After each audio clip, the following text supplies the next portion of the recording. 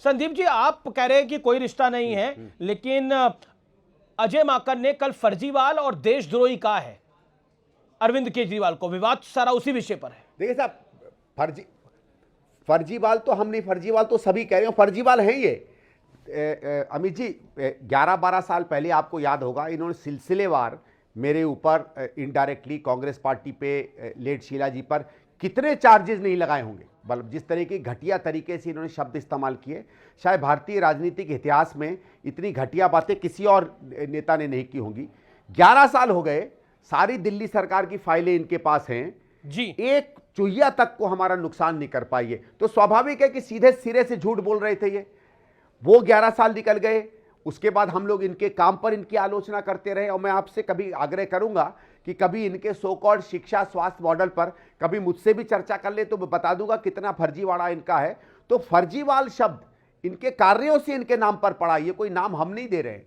जहां तक दूसरी शब्द की बात है देशद्रोह की, लेकिन लेकिन आज आतिश सिंह ने प्रेस कॉन्फ्रेंस करी, संजय सिंह ने प्रेस कॉन्फ्रेंस करी और कहा कि बीजेपी डिसाइड कर रही है कांग्रेस की टिकट, और खास तौर पर आपका नाम लिया और कहा कि बहुत गंभीर आरोप लगाए कि कांग्रेस के कैंडिडेट के लिए बीजेपी फंडिंग कर रही है, एक तो जंगपुरा के कैंडिडेट के लिए, और सबसे ऊपर नाम संदीप दीक्षित का है कि संदीप दीक्षित को बीजेपी पैसे दे रही है चुनाव लड़ने के। जो आपकी इन्वेस्टिगेशन होनी चाहिए, आपके पास पैसे कहां से आए, ये कह रही है आम आदमी पार्टी।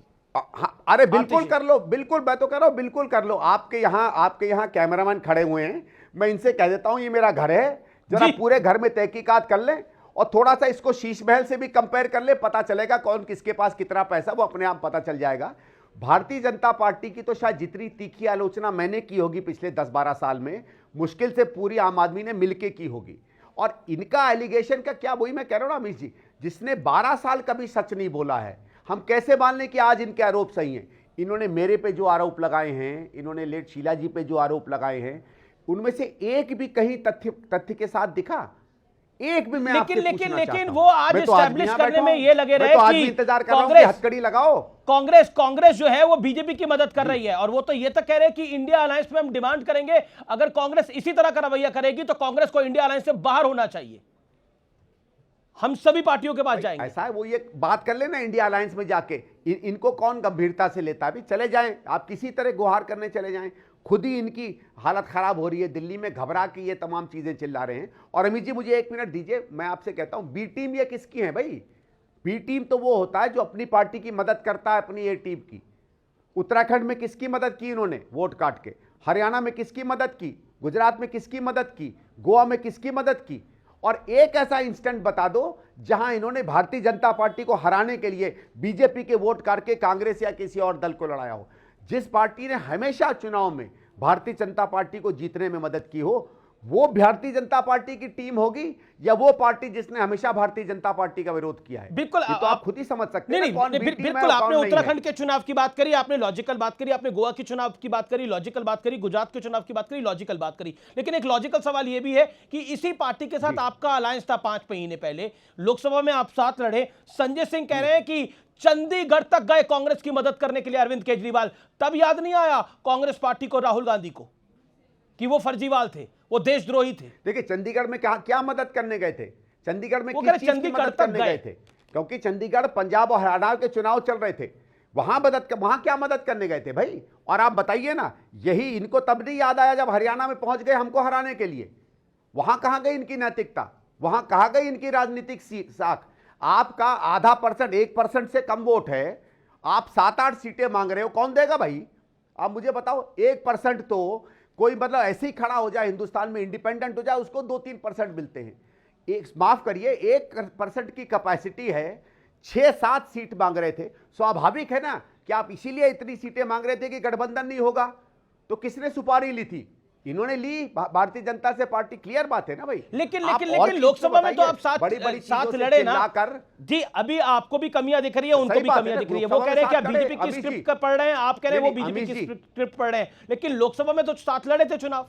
अरे वो ठीक है, वो कुछ भी कहें, सही बात है, लड़े थे। क्योंकि कौन आया गठबंधन में? इंडिया अलायंस का गठबंधन पहले हमने बनाया, कांग्रेस ने सबको इकट्ठा किया।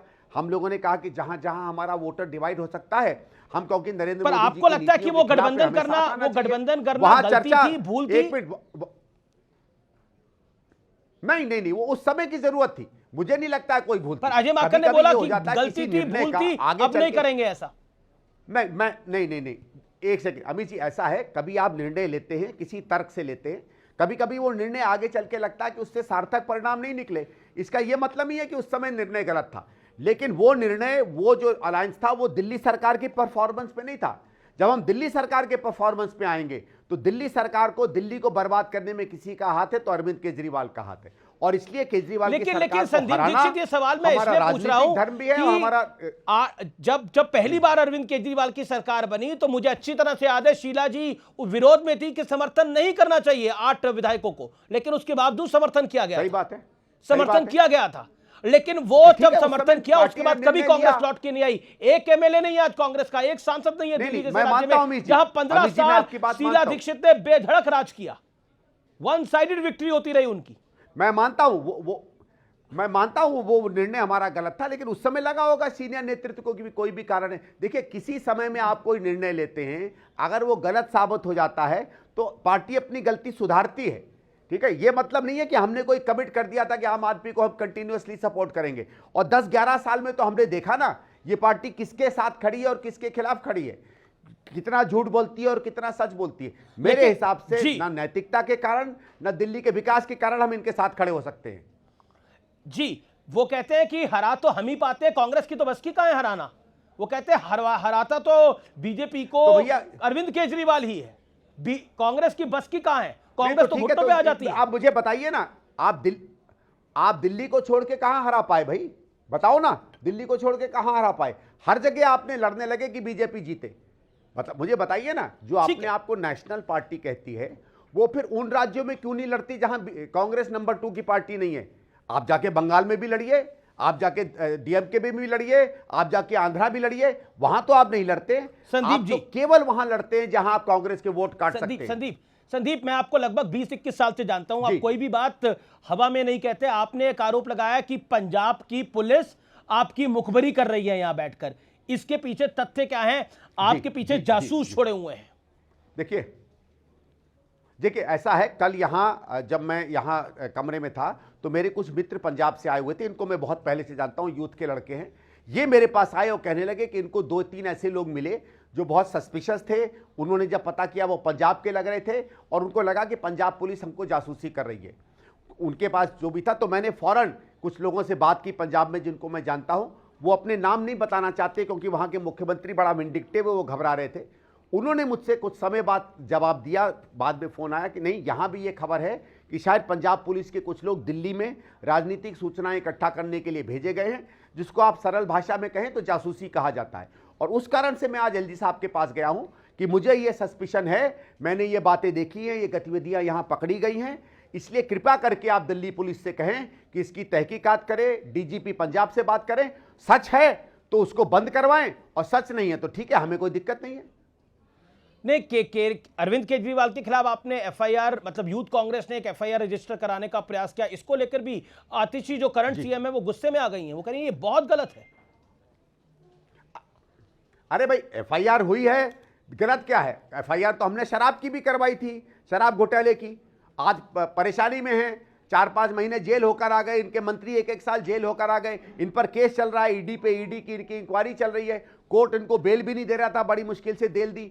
तो अगर हम किसी चीज को जो हम सच समझते हैं और समझते हैं कि आपने फरेब किया है और जाते हैं कोर्ट पे, तो इनको क्या ऑब्जेक्शन होनी चाहिए? कॉमनवेल्थ में क्या किया था इन्होंने भाई? पूरी 300 पेज की न्यूज़पेपर रिपोर्ट्स लेके पूरी दिल्ली में घूम रहे थे, वो तो 300 पेज भी गायब हो गए। अगर हमें लगता है कि आपने भ्रष्टाचार किया तो क्या हम चुप रहे हैं सिर्फ इसलिए कि इंडिया अलायंस में आप कभी हमारे साथ लड़ते हैं?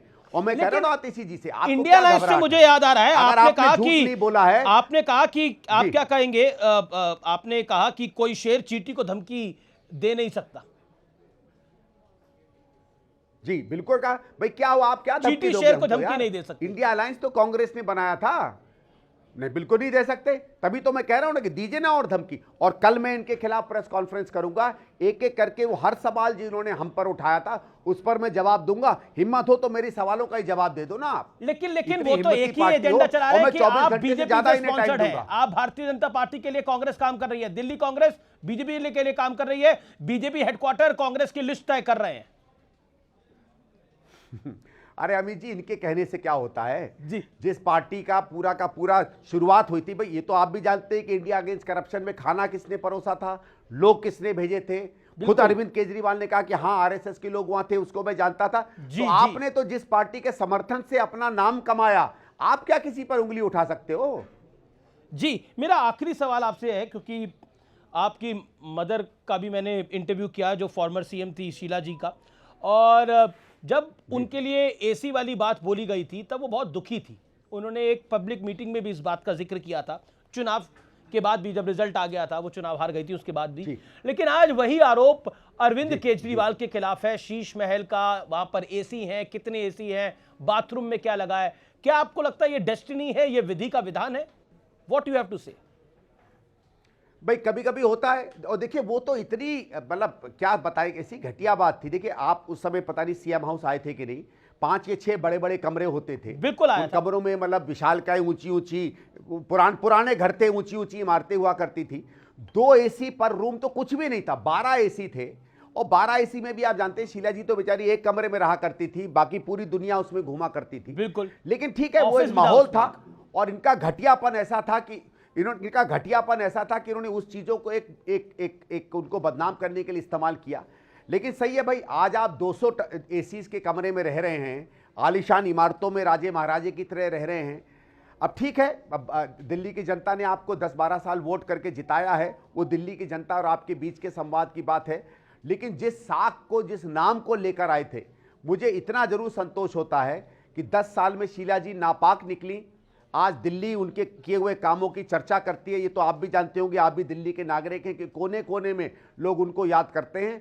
और शायद आज से 10 या 15 साल बाद अरविंद केजरीवाल और उनकी 10 साल की सरकार एक भूली हुई गलती मानी जाएगी, शीला जी का तब भी नाम होगा। अच्छा, आपको क्यों लगता है कि इस बार अरविंद केजरीवाल मुख्यमंत्री नहीं बन सकते और इस बार उनकी पार्टी चुनाव हारेगी? क्यों लगता है आपको ऐसा? देखिए, हारने के तो बहुत कारण हैं। जो बर्बाद किया उन्होंने दिल्ली को, और मैंने तो कुछ समय से तो नई दिल्ली कॉन्स्टिट्यूंसी देख रहा हूं, इतना बदनाम विधायक मैंने कभी नहीं देखा है। ना किसी ने उसकी शक्ल देखी, ना उनके किए हुए किसी काम की वो बात करवा रहे हैं। और जिस कॉलोनी में जा रहा हूं वो सब बताते हैं कि शीला जी के किए हुए काम थे, इसकी मरम्मत भी नहीं कर पाए।